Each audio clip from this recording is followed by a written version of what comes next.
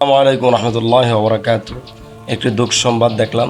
এই ঘটনার তীব্র নিন্দা জানাচ্ছি। এটা বাংলাদেশ, এটা ইন্ডিয়া নয়। হে মুসলিম জাতি, হে বাংলাদেশের মুসলমান, তোমরা সকলে সজাগ থাকো। চাঁদপুরে একটি ঘটনায় দেখলাম, এক মুসলিম নারী সে প্রতি দৈনিক হয়তো গরু গোস্ত পাকায়, কিন্তু পাশের বাসার হিন্দু এটা তার সহ্য হচ্ছে না।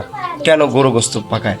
মুসলিম নারী একজন ছোট বাচ্চা আছে, বাচ্চাটাকে সম্ভবত কিছু দিয়ে তার এই কাঠটা পুড়ে দিয়েছে। তাদের মার গোস্ত কেন খাবে? বিষয়টা এই জায়গায়। এই জন্য আমরা সচেতন থাকবো। দেখেন, সুশীল বাংলাদেশে কিছু সুশীল আছে যে হিন্দু ভাইরা, লোগো ভাইরা, এদেরকে আমরা অনেক কষ্ট দেই না। আমরা কখনো মুসলিম জাতি তাদেরকে কষ্ট দেই না, হিন্দু ভাইদেরকে কখনো কষ্ট দেই না। তারা বরঞ্চ আমাদেরকে কষ্ট দেয়। এটা ইন্ডিয়া না।